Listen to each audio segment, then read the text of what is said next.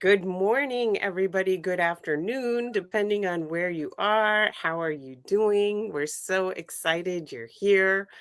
I am delighted. I'm Karen Fleshman, and I'm delighted to be joined by Dr. Khnuma Simmonds, Hey, girlfriend. founder of Girlfriendism International. Yes. I'm so happy to be here with you, girlfriend. Thank you so much for the invitation.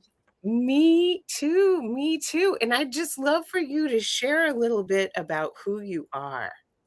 Absolutely. So I am Dr. Khnuma Simmonds, but I refer to myself as your girlfriend, Dr. K. I am the founder of Girlfriendism International. And let me say that a little slower because I realize that I'm used to that name and others are not. So when we first met, I had someone that said to me, wait, slow down. So it's Girlfriendism International. And we are a new ism founded for love and liberation because we're so aware of the different isms that are out there. So we are replacing them. We are challenging them, right? With that joyous resistance and replacing it with an ism created for love and liberation. And so we are centered around women's wellness, healing. We're centered around women's connection. And we do all of this through intentional friendship, which I'm excited to talk about today. And my work is at the intersection of mental health, but also movement, because we incorporate dance as a form of connection and healing, and also community, which is so important during this time of AI, right? That real connection, because we recognize that women don't just need resources, we actually need each other. So that's what Girlfriendism is all about. And I'm so happy to be here. I am so happy to be here too. And just everything that you said so resonates with me. I'm so tired of fighting the patriarchy, Oh my goodness. fighting racism, Yes. fighting sexism, Yes. on and on. Yeah. Instead, I want to build the new model Absolutely. Absolutely. and make the old model obsolete, right? I want to Yes. fight for something. I want to fight for my girlfriends. I want to fight for humanity. I want to fight for our collective liberation and well-being. And so you and I are just so Same aligned. energetic plane. Yeah, I agree. Fighting against something can be very exhausting. It can lead to burnout. It can be very divisive. And I think that shift of what are we fighting for? Because sometimes we're fighting against something so hard, we don't even know what we're fighting for. And so that shift I know has helped me a lot with my mental health, with my friendships. And so we're definitely on the same energetic level. Excellent. Which Yes, yes. is the work of Interracial Sisterhood Coalition too. So we're going to talk about that too. Yeah. Yes, intentional relationship building.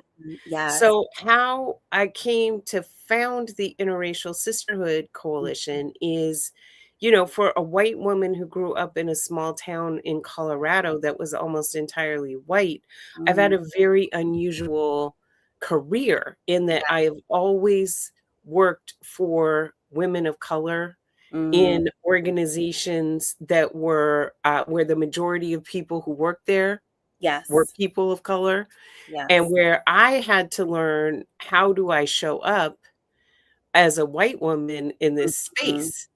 Yeah. And the women of color I worked for were incredible role models, and they Yes. also gave me very direct feedback on my strengths and growth areas.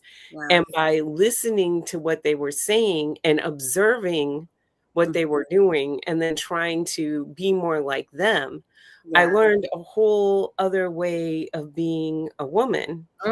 And Mhm. I developed a very diverse friend group. I was also like the 4-year-old who invited her entire preschool I to love her it. birthday party because she Yes. didn't want anyone to feel left out, you know what I'm saying? Like, that is who I am.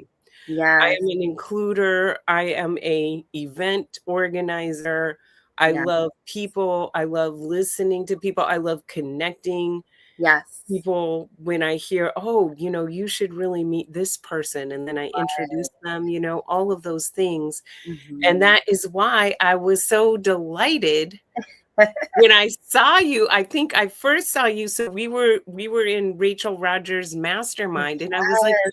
Who Yes, is this I woman wrote that talking in about Mastermind. girlfriendism? I know, and the rest has been history. Isn't that crazy? I feel like I remember when we first met, and then we've just been connected ever since, and just on that, the same plane. But you have that inquisitiveness and that curiosity, and I think that speaks to what you just shared about yourself as to who you are as a person. And I think when we spoke about having this discussion and talking about joy is resistance, and as I listened to you share about yourself and how you are and your experience, it just brings me to the space of like, what is resistance, right? And normally it's something that we think of related to protest or challenging something, but we can challenge something with an open heart. We can challenge something with an open mind, right? And so I'm grateful for you and how you are and who you are, so that we could be in this space today. Imagine if we didn't have open hearts, we wouldn't even be here today. So that is the power of it, and that is the joy in that resistance, which is of opening and not closing, and being able to learn more and leaning in with curiosity. So thank you for that. Thank you. And this is really bringing up Angela Davis spoke at my church. Ooh, Um, and also, my church is a church of resistance. It's a mm, Black church that is radically inclusive, not yes, only of Christians, but of people of all faiths. yes, At the end, we say, Amen, Hallelujah, right on, mm, Namaste, yes. Assalam, Oh, Shalom, and Ashe and Aho. yes. We I say love that at the end of all of our prayers that. because we Yes. are that church. But at the time when she spoke, the choir and the band performed. It's called the Glide Memorial Ensemble Mm-hmm. and the Change Band. And Mm, they were so incredible. And yes. she talked about how joy Yes. and music and Absolutely. singing and all Yeah, of this has been so crucial to Black resistance that absolutely. it's not like something you add on at the end. No, It's it's like, at the core. yes, Absolutely. yes. Hmm. Hmm. And coming from a white, like, organizing background, that is so, and it's like we want to sit in a room and like Yes. have all these conversations about tactics and this and Right. that, and we're all atheists, and you know what I mean? It's just like a very A different, different it space. is totally different vibe, and I Yeah. have to say, I like the Angela Davis vibe Yeah. much better. It is much Yeah. better. I'm gonna type it in here. My church is Glide Memorial Church Yeah, in please do. When I say Tenderloin of this, San that I'm Francisco. coming to church with you. I absolutely love that. And I Yeah. think what you described, right, is that embodiment. So there's the concept of talking about joy, and then there's the concept or the reality of actually embodying it. And I think that's one of the beautiful things about movement and dance and community and being, engaging with each other and music and being fully immersed, is now we're not just talking about it, we're being about it, we're doing the thing, we're embodying that. So I totally get that. I'm coming to your church, girlfriend, when I come with Yes. And I'm coming to your retreat, girlfriend. I'm so looking forward. Yes. And the dance part too, that's something Oh my else we goodness. have in common. Absolutely. Dancing in a group with other people. I Yes. I myself am a devout Zumba person, Mhm. you know? Yes. I love it so much. I love the music. I Mhm. love the community. I love that, Yes. it's the same people who go all the time, so you start Yeah, to really get to know them. That absolutely. is so, and just shaking it out of my Oh, body. That's when I get my best yeah, ideas, you yeah. know? The same. Yeah, because our body keeps score. There's that book that Yes. talks about the body keeps score. So on so many levels, being able to release some of the oppression or the traumatic things that we have experienced in life. In order for us to focus on what do we want, we've got to make space for what we do want. And one of the ways that we do that is by clearing out what is within that's no longer serving us. So when we move, when we're dancing, we get the opportunity to actually release and create more space in our body, in our heart space, and in our mind, so we can actually make room for the things that we do want to call in.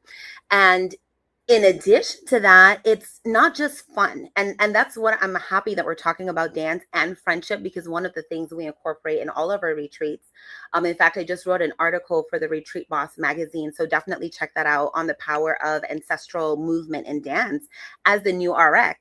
One of the reasons we include that in all of our retreats is because it's not just a social thing or just a fun thing, it's biological, right? It's cultural, and it is communication. It's a different way of communicating. So even though we are from different backgrounds, even if we spoke a different language, our bodies can communicate and can synchronize together so that there is some alignment, there is some shared experience. And, it's the same with friendship.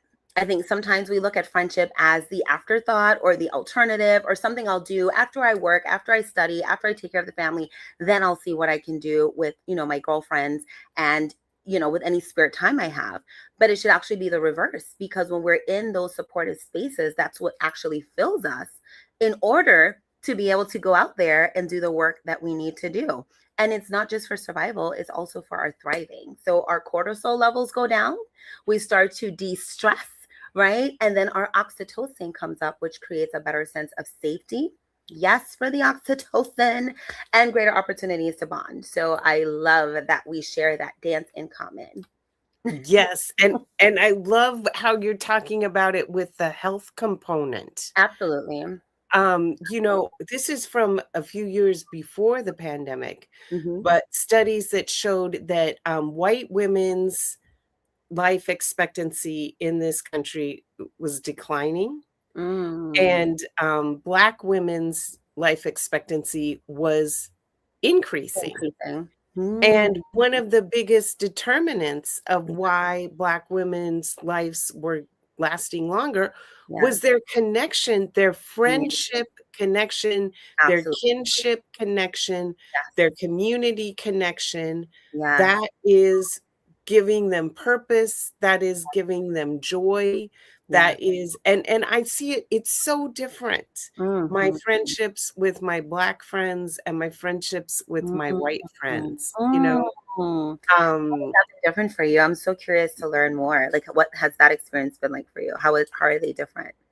Well, I have very long-standing, healthy relationships with white women, including my childhood best friend, who's like, she was kind of my entry drug into connection across difference, because she was a refugee from the former Soviet Union who came to like my all-white elementary school in Colorado, and I was like, who is this person? So I learned through her how to have a healthy, non-competitive friendship with white women. But my relationships with my Black friends, especially, we laugh so much. Like, we just laugh and laugh. Because no matter how good for the soul. Yes, no matter how terrible things are, we just have to laugh at it, because we can find the absurdity, and my Black friends are so astute about politics, about what is going on. I always learn so much from our conversations. They also introduced me to a ton of opportunities. Like, one of my closest Black friends is also like one of my largest sources of revenue, because she's always employing me, referring me, you know what I'm saying?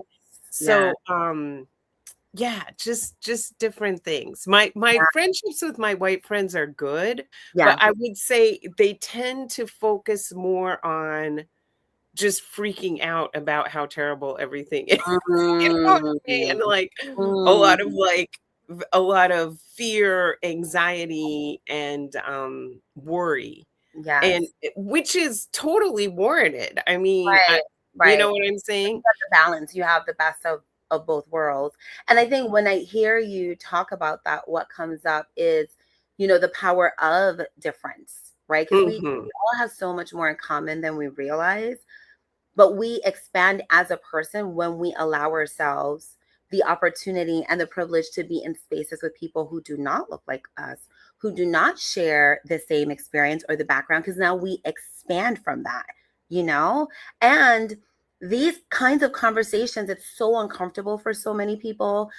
For me, as someone growing up in the Virgin Islands, where the majority of our population, we identify as Afro Caribbean or just African, West Indian, it's majority Black. So when we have conversations about race, it is usually met with a lot of laughter. It is usually met with a little bit more of an openness because the experience has been so different. And I think that also plays a part, right? There's experience, there's the American experience, which has been very much focused on the division due to racism and things like that. And now that we don't have that same historical context, as a colony, but because we're the majority, it's reframed and experienced very differently. Same for our brothers and sisters who are on the continent. So it's even within our the diaspora, we have to still have those conversations and be open to the fact that even when we do look the same, our experiences can be very different, and that shapes who we are. And so what it comes down to is, can we just see the humanity in each other? Because what we think we know about people, we don't know, and we cannot make assumptions that our experience can speak for everybody. So I think that's the beauty of you sharing, what your different experiences are across the border, because it just expands you. And that's the beautiful thing about having an open heart. Thank you. Yes, yes, yes. And it makes me sad. The research shows that in the United States, Hmm. white American social networks are on average 90% white, Hmm. and two-thirds of white people's social networks are 100% white. Yes. And when I read that, it did not surprise me in the least because I live in San Francisco in the Bay Area, a majority, global majority Yes. region in a majority, global majority state. Hmm. Yet socially, we remain very Right. isolated. When a white friend invites me to something, Yeah. almost everyone there is white with maybe a few Asian Americans. Hmm. And when a Black woman invites me to something, I'm one of maybe 2 Right. white women who are there, you know? Yeah. And it just makes me sad. That's why I created the Mhm. Interracial Sisterhood Coalition, because Mhm. I wanted to create a opt-in space Yeah. outside of the workplace where we could meet each other across difference, listen to each other's stories, and start to Yeah. build relationship again in the affirmative space. And I Right. remain deeply engaged in activism, but Yeah. what I find is we come together for a particular campaign or a particular cause.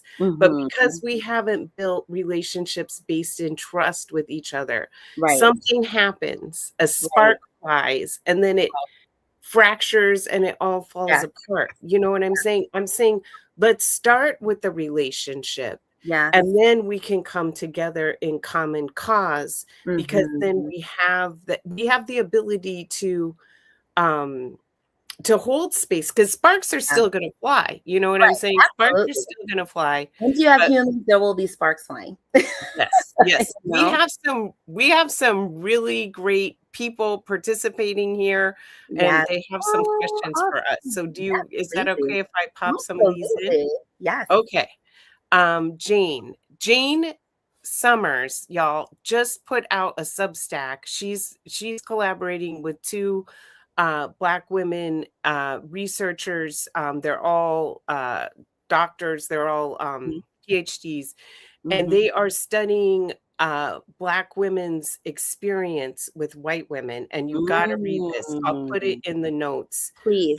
so you can all see this. She Yeah. says, Karen, you mentioned that this one example of friendship between white women in your life is non-competitive. I wonder about how other friendships with white women feel.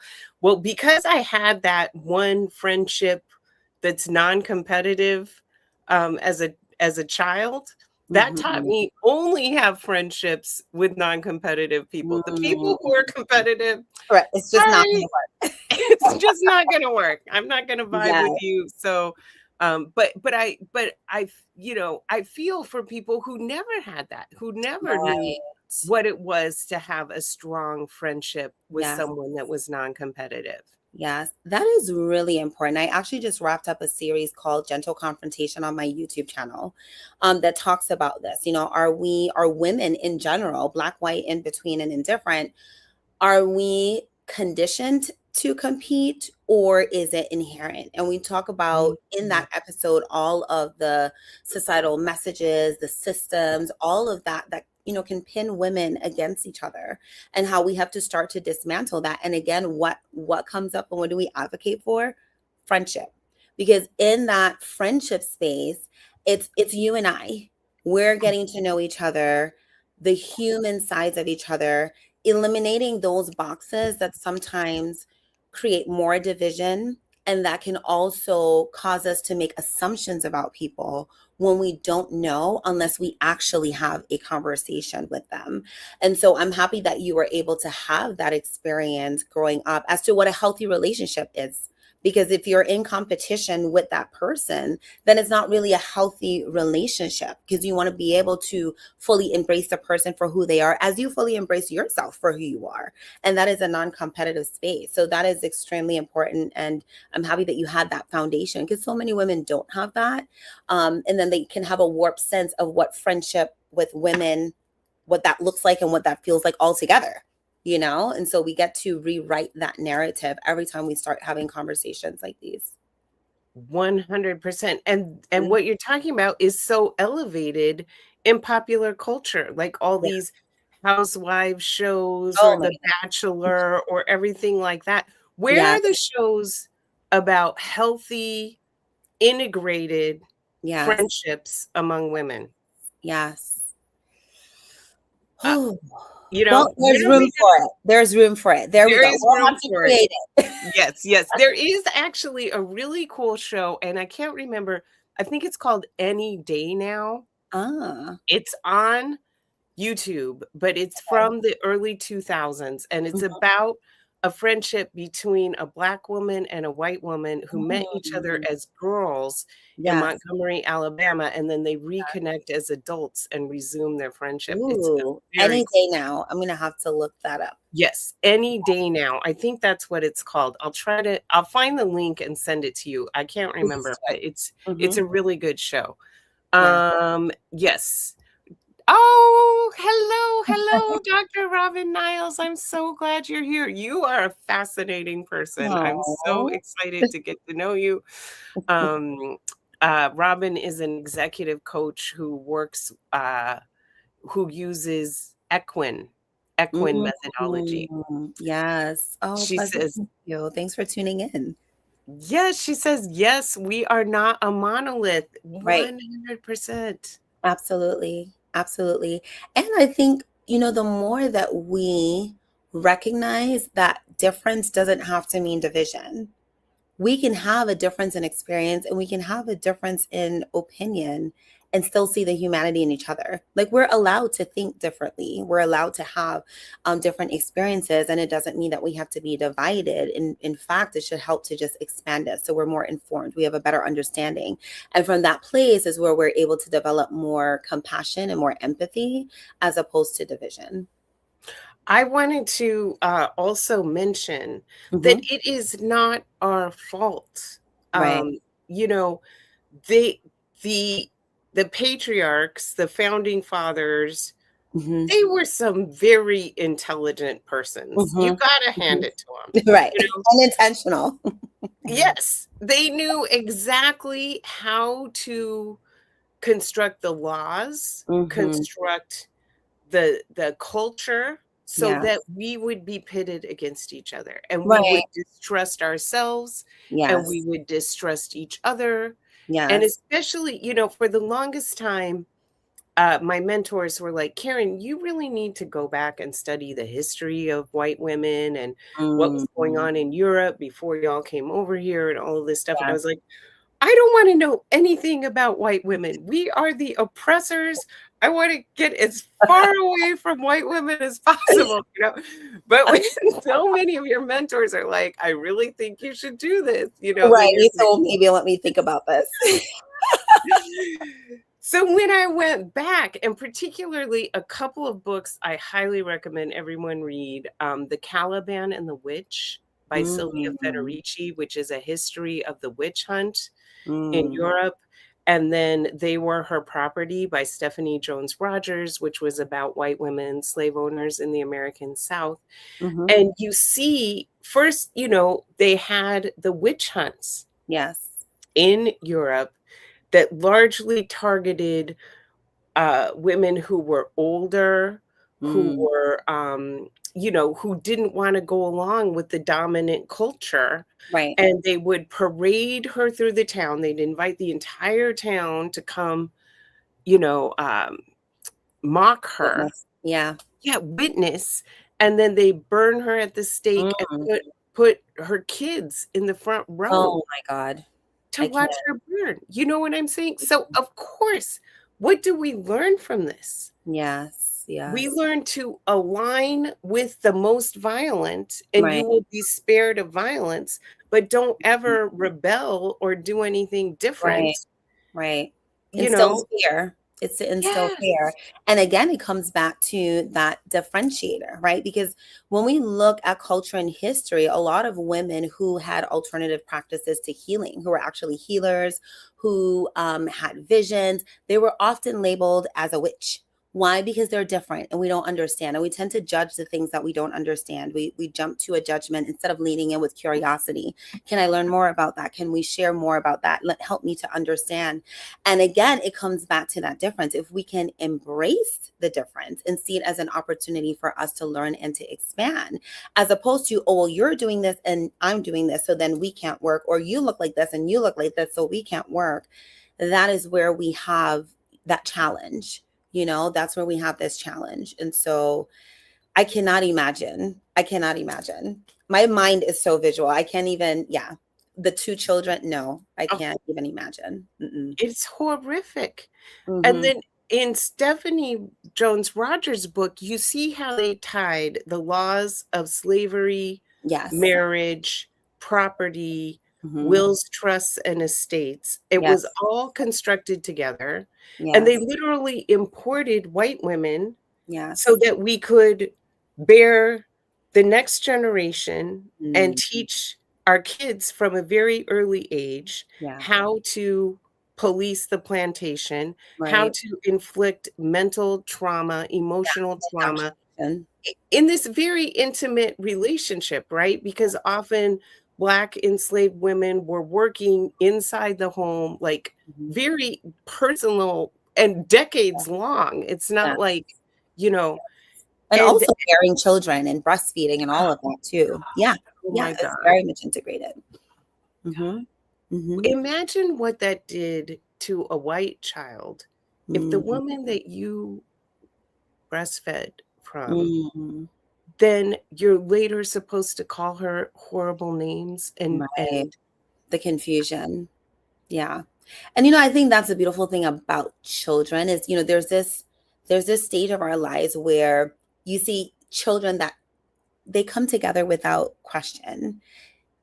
Even camping, I went camping with my family. It's an Easter tradition in the Virgin Islands. And we were camping and I took my son there. I have two sons. One is younger. And he was kind of like, well, I don't really have anyone to play with. And I said, just go ahead and swim.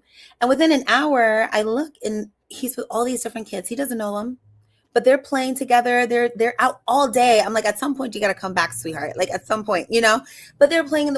They have no judgment. So all of the things that we think we know about people, or when we make blanket statements, it's all information that's fed to us. And information it is powerful, but what we do with it is even more powerful. So doing the research, being curious, investigating, and getting to learn from our own lived experience as well, and not just from the things that are fed to us. Because in that example, I think of that has to be quite a challenge to be in that place of being best breastfed by a Black woman, but then now having to be one of the people who have to slay her, right? So if we could keep a little bit of that naivete that we have when we're younger, where we just love just because, if we can go back to some of that, which is where we're a love and liberation movement, then slowly but surely, hopefully we can chip away at some of what we have been conditioned to think about each other. And that is not to remove history, because history is history, right? And her story is her story. We have to acknowledge that and be accountable for that. And also go back to that initial question. And now what do we want? Now what do we want? And how do we start to bridge that? Thank you. So I love what you just said so much, and I tell white people, there is no sense in feeling shame or guilt Right. about being white. We did not choose this. We did not set this whole system up. Mm-hmm. We continue to benefit from it. Right. Right. And So it's to ask, am I perpetuating it or am I leaning in? Right. Yeah. And how do I shift that narrative? How do I uplift the truth and now support how we move forward? Absolutely. 100%. And obviously I read the books, I go to see the speakers, I watch the documentaries, the whole bit.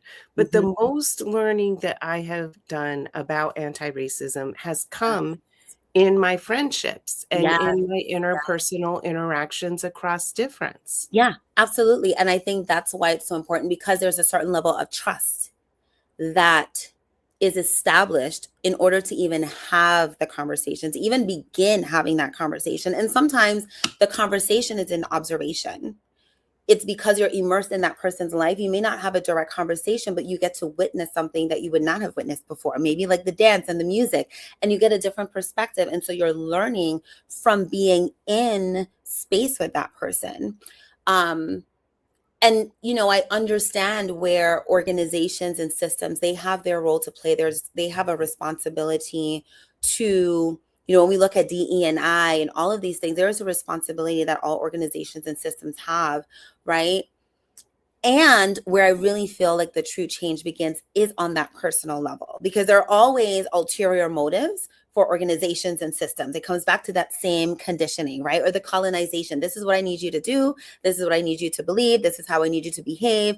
And then there's always an undercurrent of, well, why do we want this? But when it's a friendship, this is the family we choose. These are the people we choose. This isn't a law. It's not a legislation. It's not a rule. It's not something that you feel that you have to do. Like, I choose to be here with you on this conversation because I want to be here on this conversation with you because I love you, girl.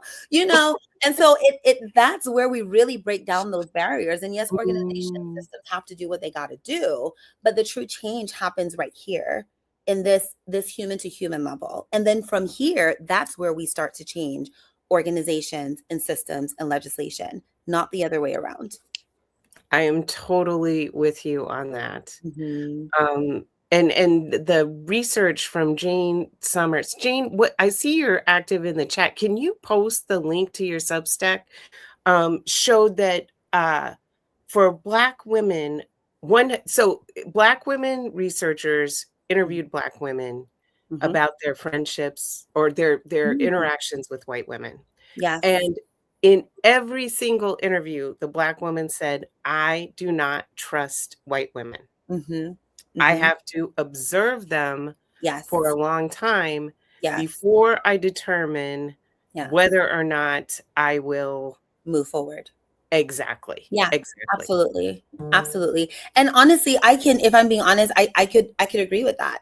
I was that way for a very long time. I think having girlfriends like you and because I have other, girlfriends from different cultures, I'm learning how to question myself, where did this come from? Where did this distrust come from? Is it something that I was told? Is it something I experienced? Peeling back the layers. And that takes time, right? Because there's also that genetic trauma as well that we're all trying to work with. But I could get that, especially understanding the history right? Just understanding history and understanding the history in this country and the dynamic, right? And I think that is the beautiful thing about traveling and experiencing different cultures too, because as you travel, the dynamic shifts a little bit, especially in places like the Virgin Islands or on the continent where Black women are the majority. You may get a slightly different response. So I would be curious for that study. Where were the women located? Were they all in the United States, or did they have Black women from different countries? I would be really curious about that, to see how that shifts perspective and interaction based on what their experience was in the space that they're from.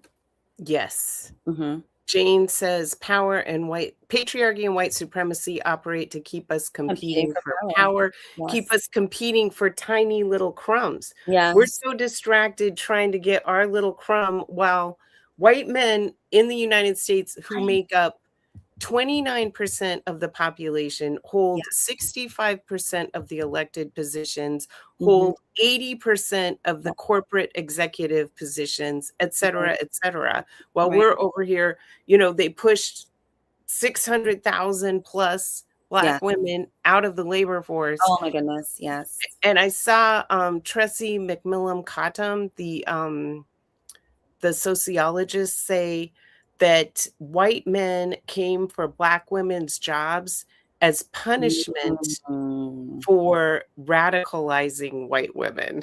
And wow. Like, wow. So they're not going to like you. They're going to be like, you better stop talking to that girl right now. I am white men. Not all white men. We're not trying to merge things. This is not part of the plan.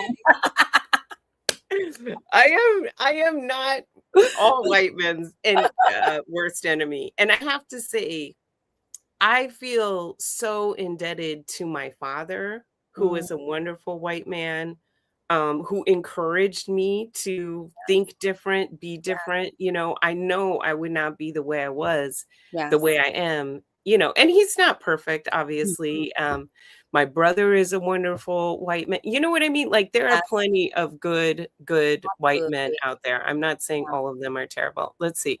I remember the show, Love This Dialogue. How can we promote friendship and connection when many workplaces foster competition? Well, that is such a good question. I want to offer 2 white women who are listening. I have a small group coaching program. It's called Becoming Trustworthy White Women: Steps to Sisterhood.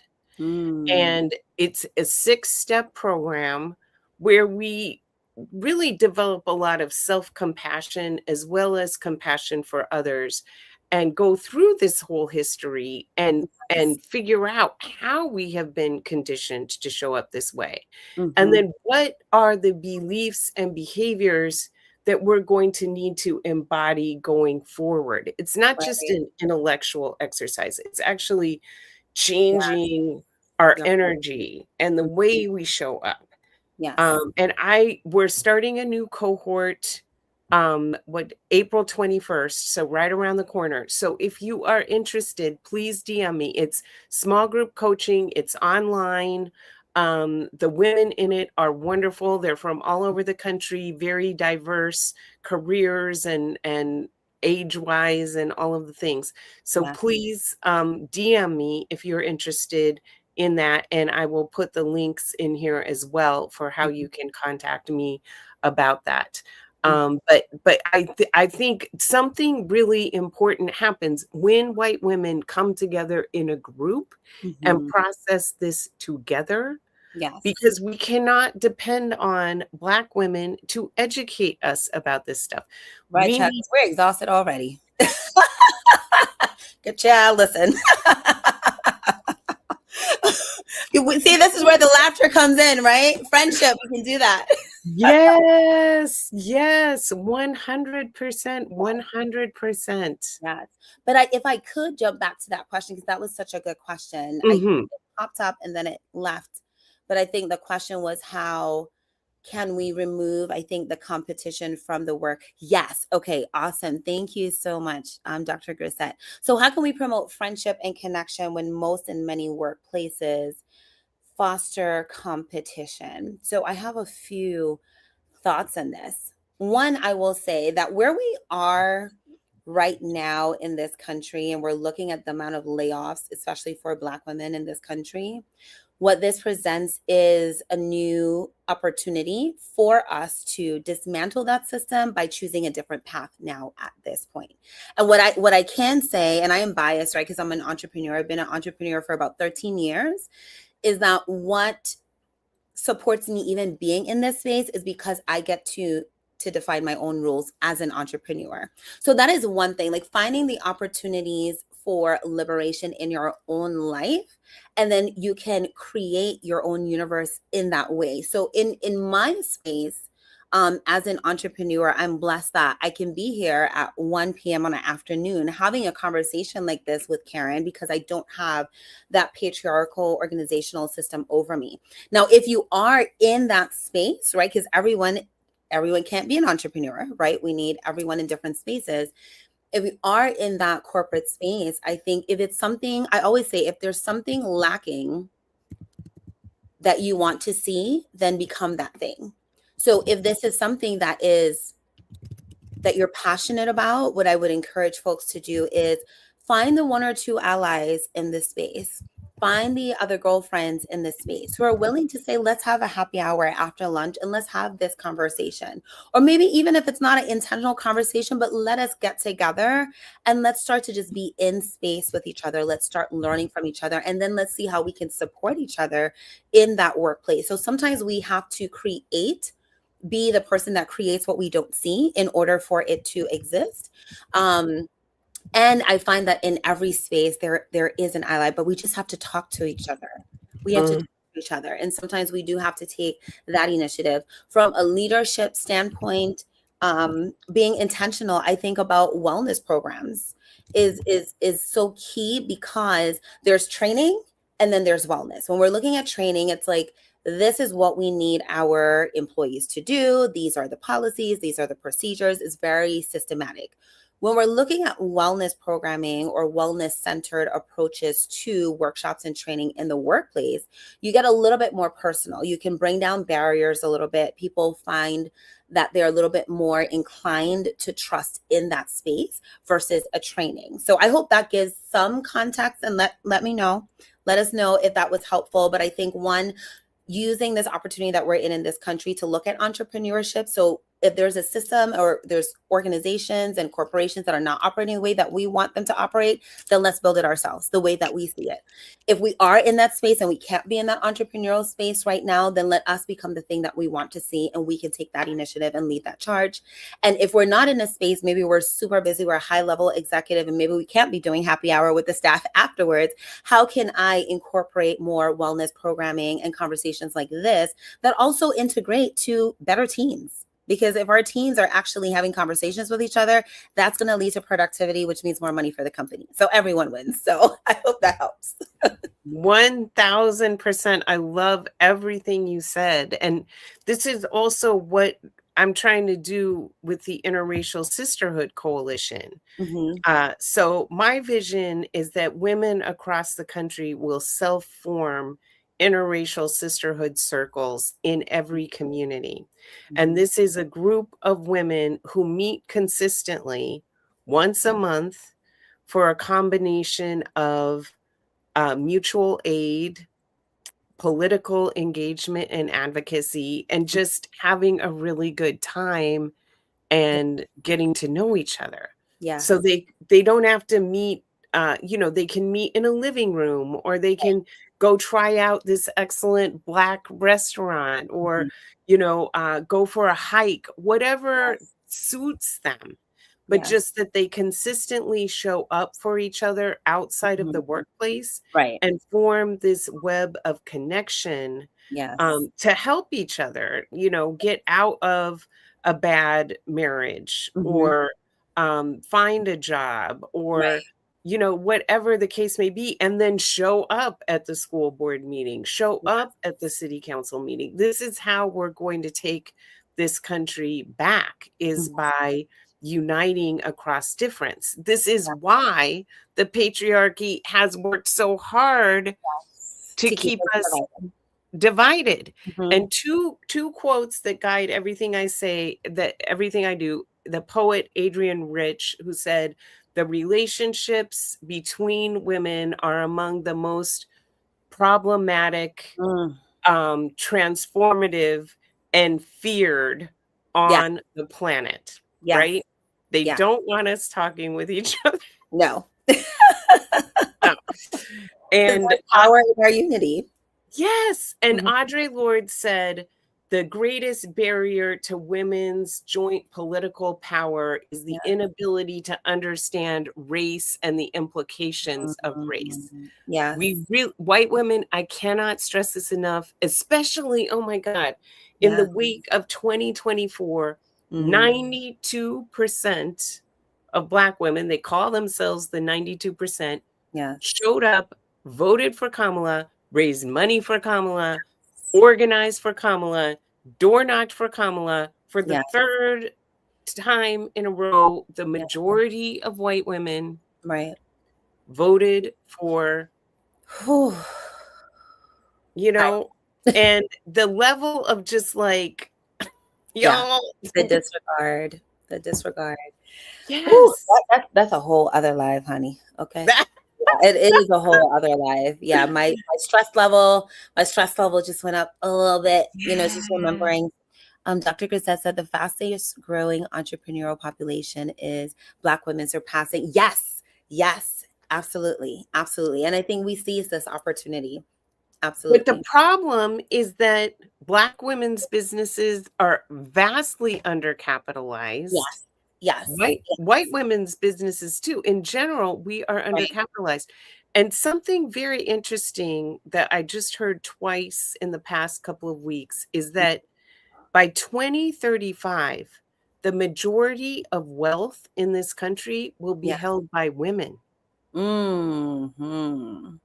We're Yes. inheriting wealth from the prior generation, and we are and also sometimes when our spouse Hmm. passes, then we're inheriting wealth. Hmm. So what are we doing? How are we going to leverage all this wealth held by women to invest Hmm. and support and patronize and hire? Right. Right. Well, that's where the collaboration is key. Because, you're talking about something before and the thought came up and then it left, but it came back is that socioeconomic power. So when we're in these spaces, like you said, with your Black girlfriend, introduce you to people that you may not have otherwise met that are now doing work and business with you. And vice versa, right? There's spaces and people that I may meet as a result of you that I would have never met if we were not in communication.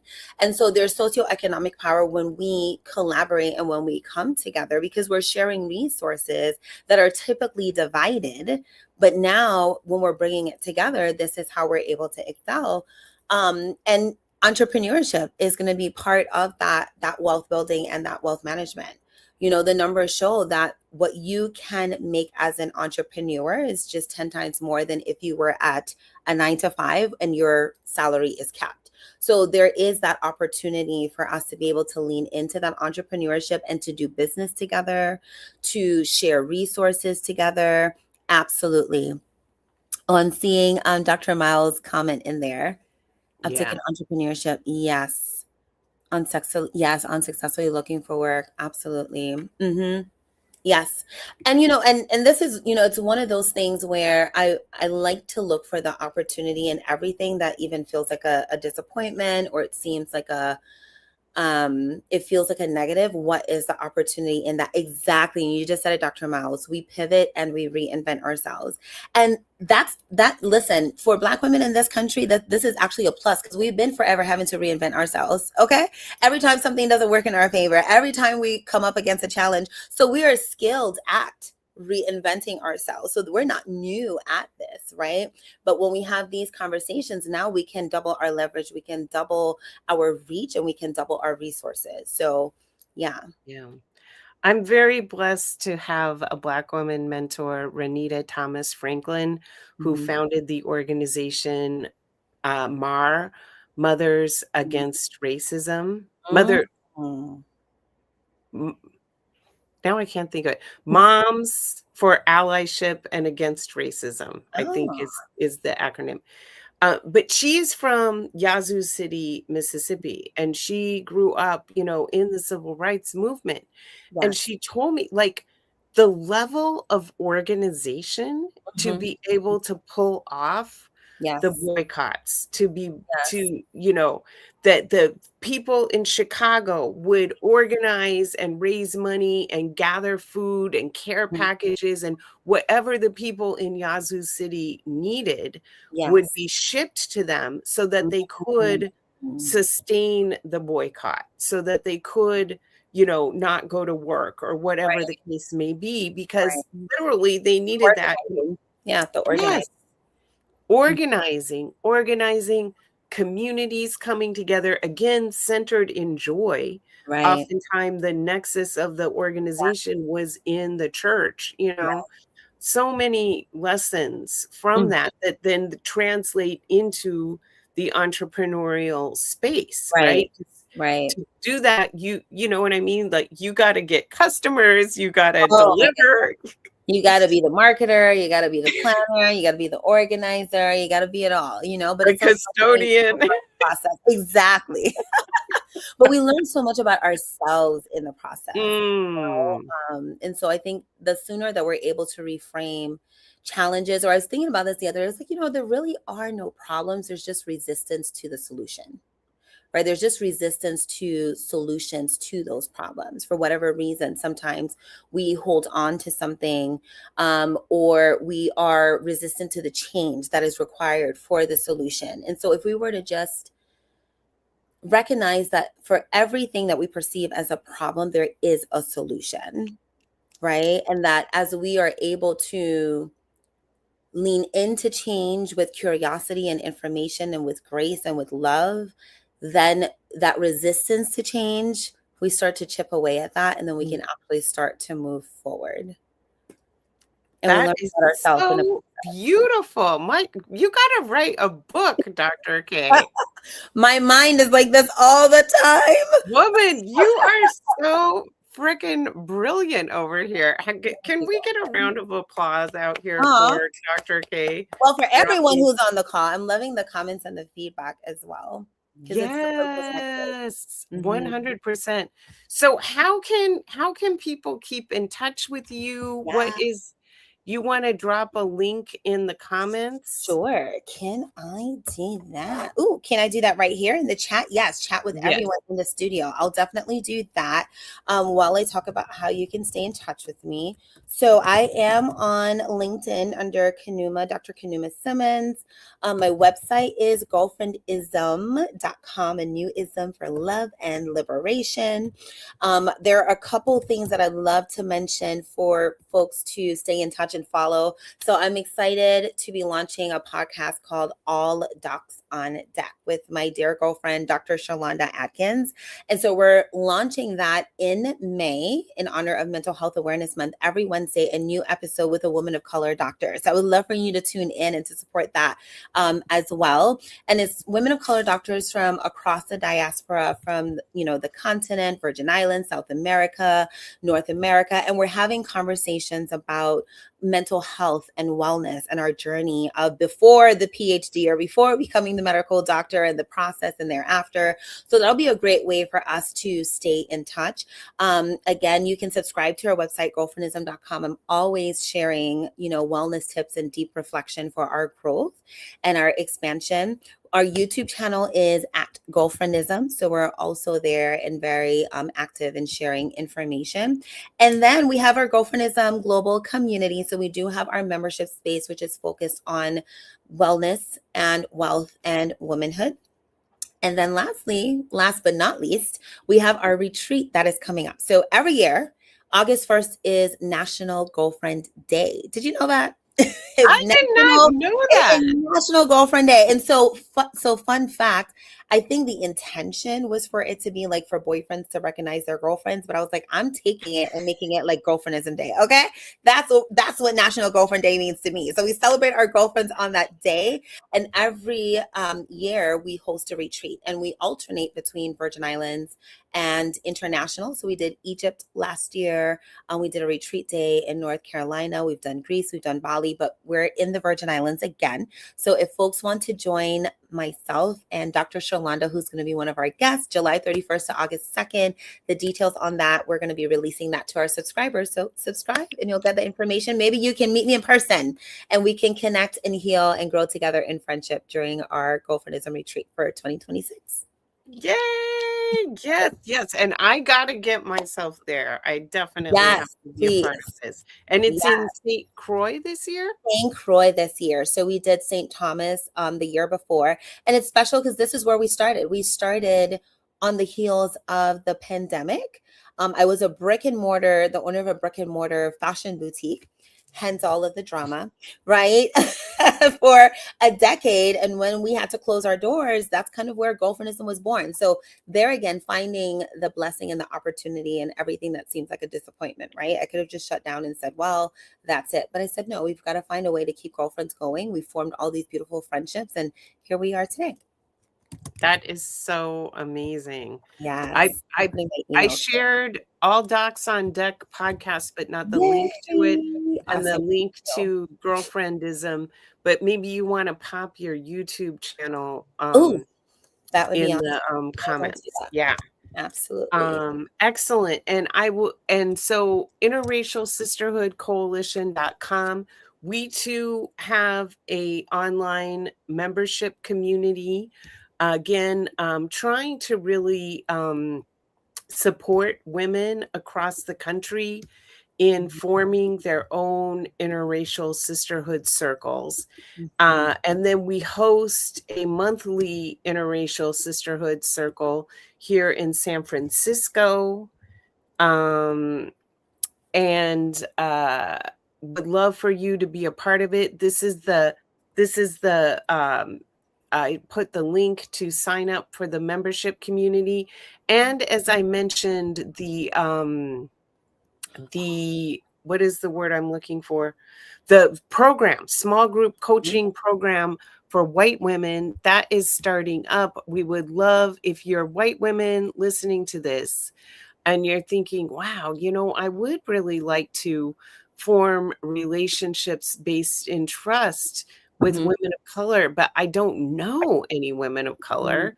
And when I get around them, I find that I tend to, just act a little awkward or whatnot. You should be in this program, y'all. This program is for us. We're going to figure out what is the origin of that awkwardness. Oh, which reminds me, I did not say this, when we were in conversation, but I always say when you and I are interacting, Dr. K, it's not just you and me in the room, right? Yes.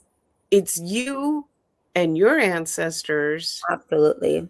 And me and my ancestors. Absolutely. And your ancestors are whispering in your ear and mine are whispering in mine. And that's why it's so awkward when we get together and so easy for it to go wrong. Yes. Yes. Because all of those experiences are compounded, whether we realize it or not. It's a very interesting perspective. Yeah. Yeah. So I have to learn how to say, you know what, ancestors, I'm okay. I don't need to listen to that anymore. I'm going to be just fine, and learn a very different pattern of interaction. Yes. Yes. That's powerful. Okay. Thank you all so much for joining us. Thank you for, this is so sweet. Thank you, Monique. Thank you. Thank you for tuning in. You are giving me hope. You are giving me joy. And Oh. you, Dr. K. Okay, also, y'all have to meet Dr. K in person. Okay, this little Aw. rectangle here, you can feel the energy, does not do justice whatsoever. This woman Oh, is so beautiful. thank She you. dresses so beautifully, Thank so you. just positive, feminine love Mm. energy. I'm so grateful to have Likewise, met you, girlfriend. to be in community with you, and for you making time for this conversation. Absolutely. Well, I appreciate the invitation. I appreciate who you are as a person and the work that you are doing to make our world a better place, right? Becoming that which you want to see. And, as a reminder to everyone, love is how we show up, liberation is what becomes possible, and friendship is the vehicle to that. So take that with you. And thank you to everyone who tuned in. And thank you again, girlfriend, for having me. Oh, of course. Of Yeah. course. And to be continued. Yeah. Okay. And let's figure it out how I can make my way down there to Yes. St. Croix. Absolutely. And I see you too, Dr. Banks. I realized I was putting all of my information in our private chat. So I'll make sure it's in the comments after. I'm sorry. Oh my God. Oh, I it's know. okay. I'm like, all the information's there. And then I realized, oh, it's not. It's in our private chat. But I'll make sure that it's all there. Okay. Okay. Great. Great. Bye, everybody. Thank Bye, everyone. Thank you. you.